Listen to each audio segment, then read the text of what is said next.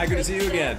So good to see you, Ian. So good to meet you, Kristin. You too. Well, first of all, movie is so much fun. I absolutely loved it. It put me right in the holiday spirit. So congratulations. I can't wait for everyone else to see it. Thank you. Thank you very much.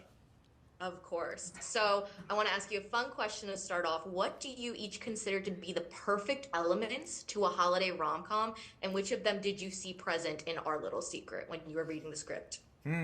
Confusion. Confusion begats shenanigans. And shenanigans begats laughter. And there's no bigger knucklehead than this guy sitting next to me. Yeah.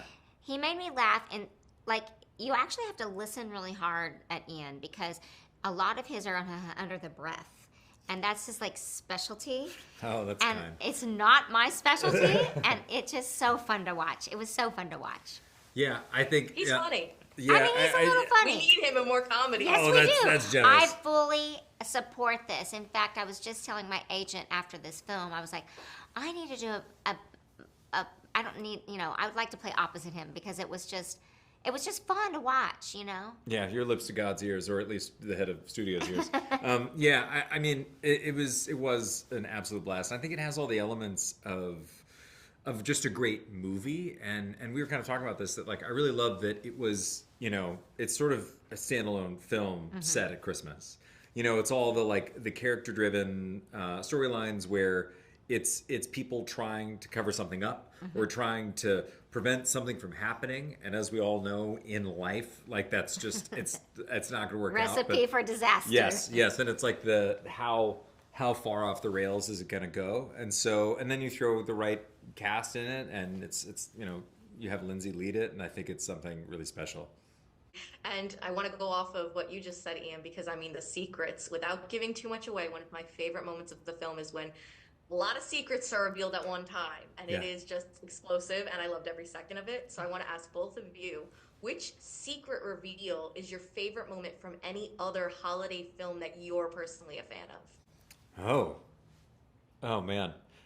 This is, sometimes when you'll get a question and your mind will serve you up an answer that you don't think is actually what's being asked, but because actually what I was given by my brain is like my least favorite reveal, which is in The Christmas Carol. Give it to me, Ian. Every single, I don't know if it's the Ghost of Christmas Future or something.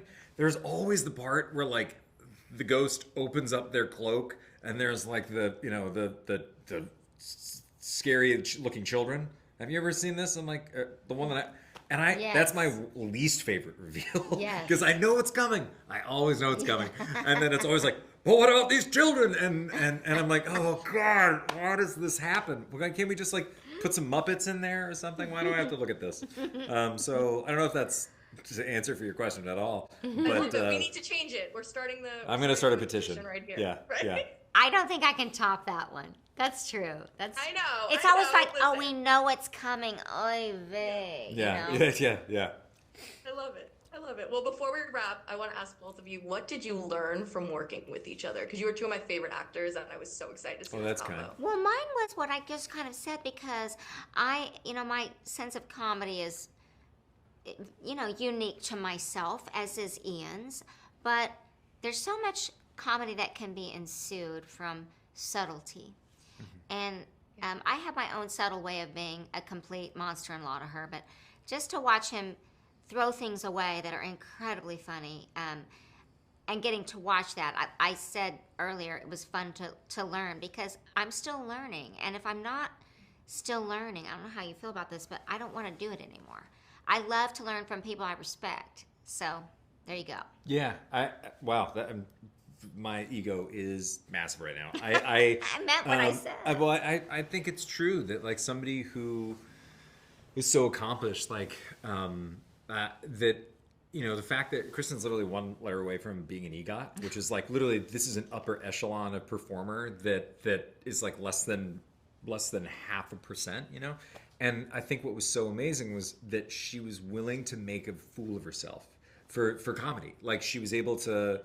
There's one point where you have to rush out. I know this is also mildly inappropriate. I don't know if they kept it, but where you just you're like, there's no time to lose, and you go and you had to wear these like bustier things, and you literally just like grab each boob and like run out as if you're and just the fact that you were like, I'm going to throw myself into it Yes. and have zero vanity. You go like, oh, that's a real performer, as opposed to like somebody who's trying to curate, like, oh, well, I don't want to look too, and you were just like, no, leave it all out on the table. So that was, I think, what I learned. Yeah. Thank you, sweetheart. Well, Yeah. I'm ready for the next movie with the two of you. Congratulations on this one, Please. and thank you again for your time. It's Thank always you a so pleasure much. with you guys. Yeah, Have a great to good see you one. again. I'll see you on the next one. Great to see you again. Happy holidays.